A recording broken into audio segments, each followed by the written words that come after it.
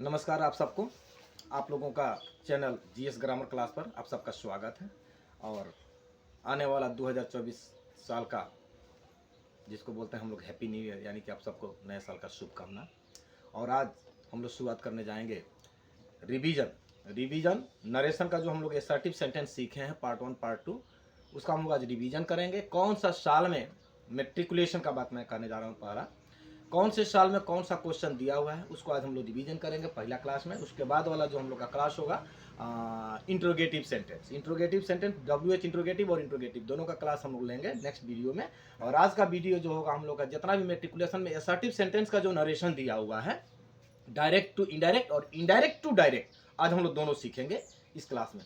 देखिए, किसी किसी का कहना है कि क्लास बड़ा होता है, किसी का कहना होता है कि क्लास छोटा होता है, लेकिन हम जहां तक सकेंगे आप लोगों को छोटा, जो टॉपिक छोटा होगा छोटा में देंगे, जो टॉपिक बड़ा लगेगा कि इसको छोटे में नहीं हो पाएगा वो थोड़ा बड़ा होके रहेगा। इसमें आप लोग घबराइएगा मत, बशर्ते कि वीडियो को ध्यान से देखिएगा। ग्रामर जहां तक मैं कोशिश करूंगा कि आप लोगों को कहीं ट्यूशन वगैरह जाने का जरूरत नहीं पड़ेगा अगर आप लोग लगातार इस वीडियो को देखेंगे तो। अभी नहीं कि आप लोग अहंकार और घमंड मत करिएगा इस वीडियो के साथ में। देखिए, नरेशन जो होता है चुगली होता है। हाँ, चुगली विशेष अर्थ से कौन बेसी करता है चुगली? देखिएगा, स्कूलों में लड़कियां ज्यादा चुगली करती हैं और वो लोग ज्यादा नरेशन को सीखती हैं। दूसरे का लगाना बजाना वो लोगों का काम होता है, लेकिन याद रहे अब उतना बड़ा लगाना बजाना मत कीजिए ताकि किसी का घर और किसी का जिंदगी बिगड़ जाए। चलिए शुरुआत करते हैं हम लोग revision narration, revision of assertive sentence.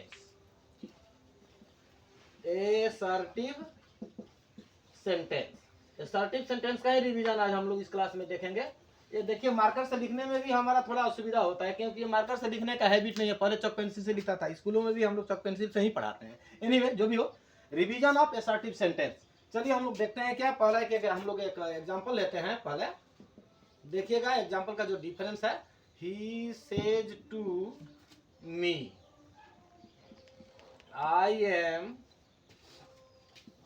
Reading, चाहे reading a poem, inverted comma close. और इसी सेंटेंस को हमें थोड़ा सा टेंस बदल कर लेते हैं, रिपोर्टिंग स्पीच।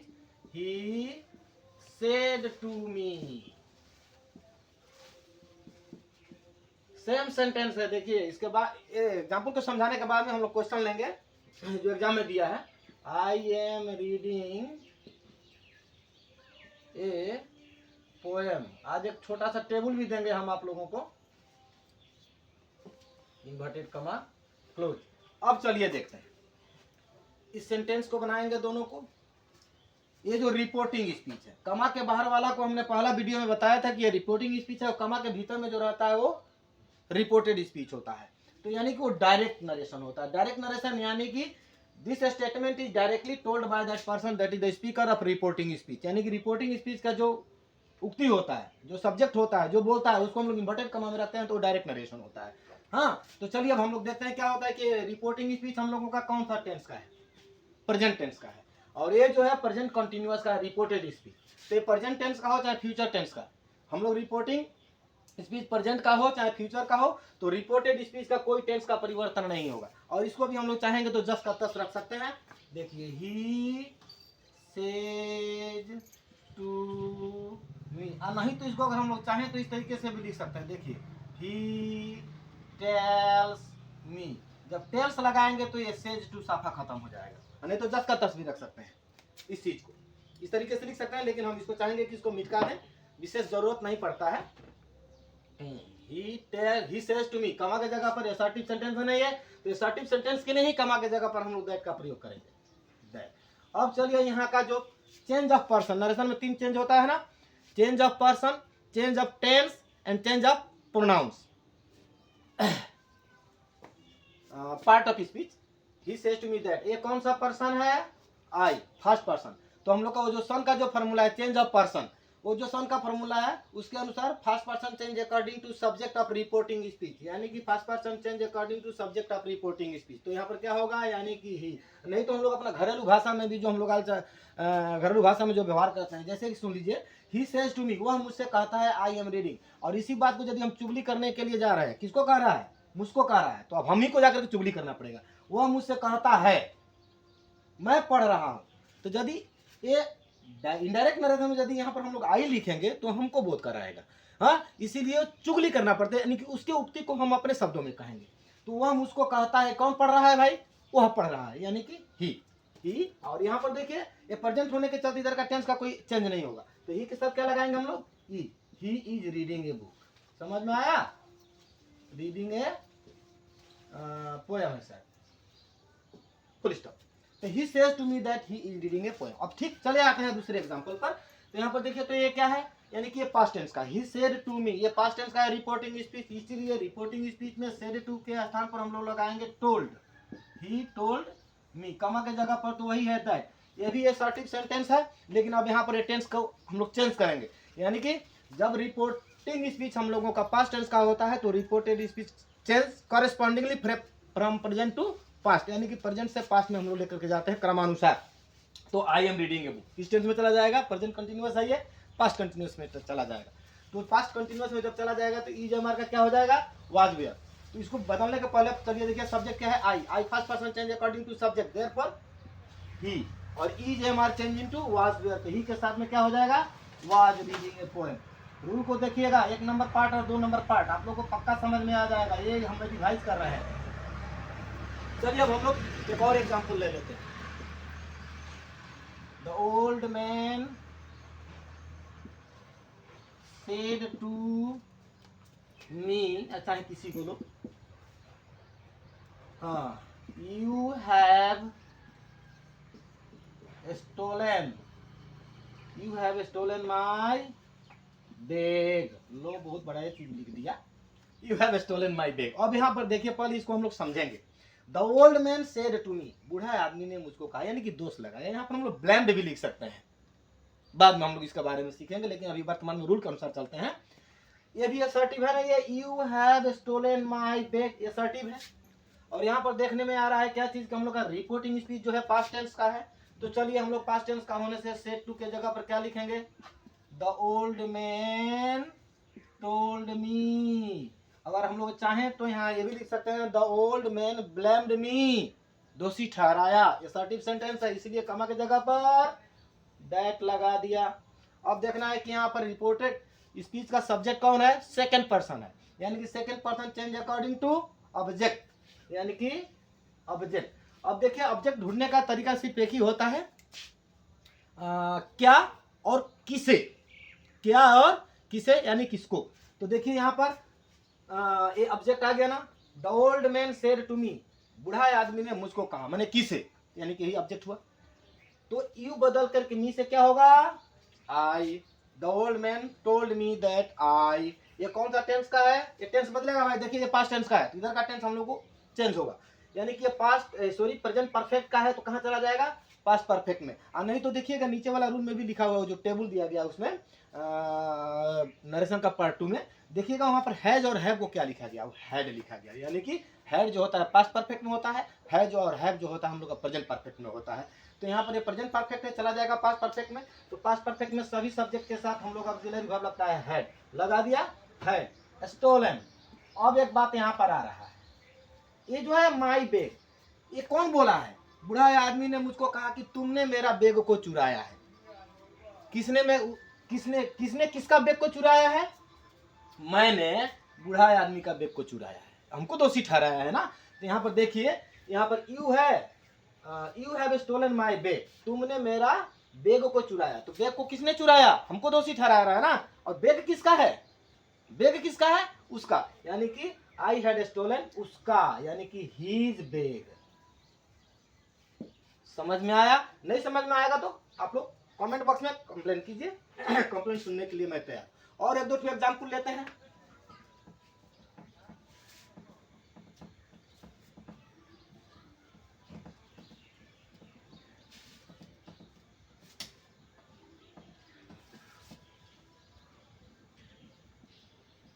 चलिए और एग्जाम्पल लेते हैं। अब लेते हैं हम लोग एक क्वेश्चन बैंक, क्लास 10 का जो क्वेश्चन बैंक होता है, जो ईयर्स में आप लोगों का असर्टिव सेंटेंस को जो दिया है, डायरेक्ट और इनडायरेक्ट दोनों को सीखने का कोशिश करेंगे। अगर समय बचा तो और ज्यादा सिखाएंगे, वीडियो बड़ा नहीं होना चाहिए। देखिए, he said to Hari, he said to Hari, comma inverted कमा स्टार्ट, ये शायद 2005 में दिया हुआ है। I made some money yesterday, I made some money yesterday, मैं कल कुछ रुपया कमाया था। अब देखिए हरी सेड, ये असर्टिव सेंटेंस है और रिपोर्टिंग स्पीच हम लोगों का पास्ट टेंस का है, इसीलिए ही सेड टू के जगह पर टोल्ड, हरी असर्टिव सेंटेंस होने के नाते कमा के जगह पर दैट, ये first person change according to subject, यानी कि यहाँ पर हो जाएगा ही। अब देखिए ये पास्ट इंडिफिनिट का है तो past indefinite correspondingly change to past perfect में चला जाता है। देखिएगा रूल में कॉरेस्पॉन्डिंगली नहीं, पास्ट इंडिफिनिट जो है पास्ट परफेक्ट में ये भी जाता है। तो पास्ट इंडिफिनिट चेंज होगा पास्ट परफेक्ट में। यहाँ पर देखिए पास्ट इंडिफिनिट में यहाँ पर ओनली सेकंड फॉर्म है, यानी कि सेकंड फॉर्म टेबल में लिखा है, देखिएगा वर्ब स्क्वायर यानी कि verb two days head plus verb three, तो यहाँ पर आई बदल करके ही हो गया। अब यहाँ पर क्या हो जाएगा, past indefinite change into past perfect had, यानी कि वर्ब का थ्री यही होता है मेक, मेड सम मनी। अब देखिएगा उसमें लिखा हुआ है चार्ट में यस्टरडे का क्या होता है, द डे बिफोर भी लिख सकते हैं और नहीं तो द प्रीवियस डे भी लिख सकते हैं। ये रहा हम लोगों का 2005 का। नंबर 2 देते हैं दूसरा एग्जाम्पल। ये तो दिया हुआ है इनडायरेक्ट, उसके बाद में सीखेंगे हम लोग। ही सेड, ये भी इंट्रोगेटिव है, honesty is the best policy. चलिए इसी में हम लोग एक चीज को सीखते हैं। द टीचर सेड, यस में दिया हुआ है, the teacher said to me honesty is the best policy. देखिए यहाँ पर एक चीज आ रहा है, इसी में सोचा कि क्लियर करूँ, honesty is the best policy. यहाँ पर एक चीज डालते हैं, हालांकि उस रूल में मैंने बतलाया नहीं, अब ये बतला देते हैं, सहज चीज है। ये क्या है, he said to me honesty is the best policy. Teacher ने मुझको कहा ईमानदारी सबसे बड़ी नीति है। ये तो यूनिवर्सल ट्रूथ है, ईमानदारी सबसे बड़ी नीति है, यानी कि ईमानदारी आज भी है, कल भी था और कल भी रहेगा। ये जो यूनिवर्सल ट्रूथ होता है, हैबिचुअल एक्शन होता है और हिस्टोरिकल ट्रूथ होता है, वो कभी चेंज नहीं होता है रिपोर्टेड इसमें, सिर्फ कमा के जगह पर दैट। अगर पर्सन होगा तो उसको हम लोग चेंज करेंगे, लेकिन टेंस का चेंज नहीं होगा। चलिए देखिए, द टीचर टोल्ड मी, कमा के जगह पर दैट। अब देखिए ईमानदारी सबसे बड़ी नीति है, आज भी है, कल भी था और कल भी रहेगा, इसीलिए चेंज नहीं होगा। क्या लिखेंगे, ऑनेस्टी, स्मॉल लेटर हो जाएगा, honesty is the best policy. आप लोग एक प्रश्न कर सकते हो कि सर काहे नहीं चेंज होगा, यूनिवर्सल ट्रूथ, नेचुरल ट्रूथ और हैबिचुअल एक्शन, इसलिए चेंज नहीं होता है क्योंकि देखिए मीनिंग से आप लोगों को क्लियर हो जाएगा। शिक्षक ने मुझसे कहा कि ईमानदारी सबसे बड़ी नीति है। क्या ईमानदारी सबसे बड़ी नीति है, कल था आज ही रहेगा, कल नहीं रहेगा, ये कभी भी रहेगा। इसीलिए अगर हम लोग उसको भाव को प्रकट करने के लिए कुल मिलाकर के हम लोग उसको जस को तस रखते हैं, यानी कि वो टेंस चेंज नहीं होता है। ईमानदारी सबसे बड़ी नीति है, रहेगा, था, इसीलिए चेंज नहीं होता है। अब हम लोग एक तो दूसरा फिर एग्जाम्पल लेते हैं। ब्लैक बोर्ड छोटा है भाई, बड़ा किना जाएगा, अब इसको मिटका देते हैं, ऊपर से लेते हैं हम लोग, थोड़ा ज्यादा एग्जाम्पल मिल जाएगा हम लोगों को। नरेशन खत्म होने के बाद में टोटल जितना भी क्वेश्चन पेपर में दिया हुआ है हायर सेकेंडरी का और मेट्रिकुलेशन का सब सोल्व किया जाएगा, घबराइएगा मत, बशर्ते कि रूल को बढ़िया से देखिएगा, लाइफ में काम करेगा। चलिए और एक दो टू लेते हैं यूनिवर्सल ट्रूथ वाला। ही सेड टू मी, इसको बाद में लिखा जाएगा, said to me god is good, god is good. अब मेरा बताइए, he said to me god is good, भगवान अच्छे हैं, भगवान ईश्वर अच्छा होता है और आज ही भी है, कल भी थे, कल भी रहेंगे, यानी कि ये जो है यूनिवर्सल ट्रूथ, यानी कि सदा सत्य है। यूनिवर्सल ट्रूथ हो तो उसको हम सदा सत्य भी कहते हैं, वो जस का तस रहेगा। यहाँ पर क्या करेंगे हम लोग, ही टोल्ड मी, कमा के जगह पर दैट, भगवान आज अच्छे हैं, कल खराब थे का, नहीं थे ना, इसीलिए हम लोग गॉड इज गुड जस का तस रखेंगे। ठीक है, प्रॉपर नाउन है इसलिए कैपिटल लेटर चलेगा। दूसरा एक एग्जांपल लीजिए, देखिए, mother said to me I always go for a walk. माँ ने मुझसे कही कि मैं प्रत्येक दिन घूमने के लिए जाती हूँ, मॉर्निंग वॉक के लिए जाती हूँ, यानी कि प्रत्येक दिन जाती है, यानी कि हैबिचुअल एक्शन है। Habitual action always the same. Indirect narration, चलिए लिखते हैं। मदर टोल्ड मी, कमा के जगह पर दैट, यानी कि first person change according to subject mother. Mother भी लिख सकते हैं, नहीं तो हम लोग सी भी लिख सकते हैं, सी। और ये रहेगा हम लोगों का ऑलवेज अपने जगह पर जो है हम लोगों का adverb, I always go for a walk, यानी कि मैं प्रत्येक दिन घूमने के लिए जाती हूँ, यानी कि इनका यह अभ्यास है, हैबिचुअल एक्शन है। हैबिचुअल एक्शन बदलता नहीं है, जस का तस रहता है, यानी कि आई से ये बदल करके प्रोनाउन हम लोगों का सी हो गया। आई के साथ प्रेजेंट इंडिफिनिट में भर में एस और ईएस ऐड नहीं करते हैं, लेकिन जब ये जस का तस रहेगा, प्रोनाउन चेंज हो गया, आई बदल करके सी, तो यहाँ पर गो में क्या लग जाएगा भाई? Yes, goes for a walk, for a walk. चलिए, एक किसी ईयर में और दिया हुआ है, honesty is the best policy, हमने कर दिया। गॉड इज ऑलमाइटी, तो समझ में आ गया होगा। चलिए, हम लोग 2008 में दिया हुआ है, अनीता सेठ, कुछ भी नहीं है, थोड़ा इसको भी दिखा दे। अनीता सेठ, कमा इन्वर्टेड कमा स्टार्ट, कहाँ गया कहाँ गया? हाँ, I do not know the boy, I do not know the boy, मैं उस लड़के को, मैं लड़के को नहीं जानती हूँ। यानी कि अब देखिए, यहाँ पर टू वर्ब नहीं है ना, डायरेक्ट यहाँ पर ले आकर के वर्ब पर छोड़ दिया, टू वर्ब नहीं है, तो यहाँ पर क्या होता है, इस उक्ति के अनुसार यहाँ पर एक हम लोग ऑब्जेक्ट बैठा सकते हैं। अगर नहीं दिया है ऑब्जेक्ट, तो हम लोग जस्ट का तस ही लिख सकते हैं, इसको टोल्ड नहीं करेंगे। अनीता सेड, हाँ अनीता सेड, कमा की जगह पर दैट, दिखा रहा हूँ थोड़ा सा डिफरेंस इस नेक्स्ट एग्जांपल में दिखाऊंगा।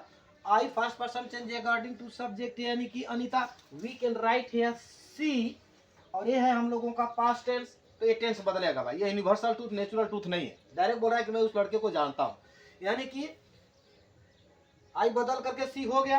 अब ये जो डू नॉट है, डू नॉट है, देखिएगा चार्ट में, do not change into did not, यानी कि प्रेजेंट इंडिफिनिट का निगेटिव है, अब चला जाएगा पास्ट इंडिफिनिट का निगेटिव में, यानी कि सी पास्ट इंडिफिनिट में जाएगा तो हो जाएगा हम लोग का डिड नॉट। डिड नॉट जब लगा देते हैं तो हम लोग का वर्ब फर्स्ट फॉर्म नहीं रहता, सेकंड फॉर्म नहीं होता है, डिड नॉट नो। और यदि यहाँ पर दिस बॉय होता तो दैट बॉय हो जाता, लेकिन द बॉय है तो हम लोग द बॉय ही लिखेंगे।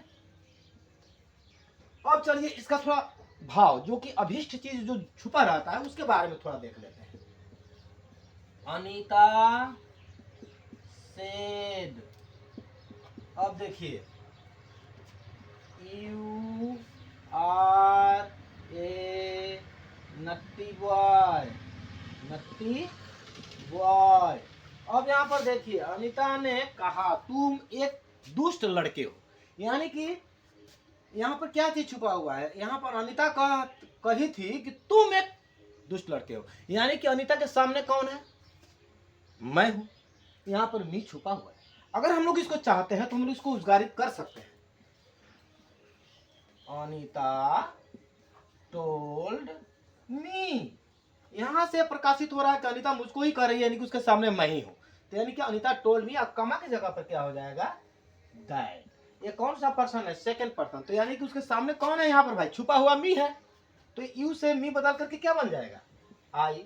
और ये देखिए, is am are change into was were, तो I was a naughty boy.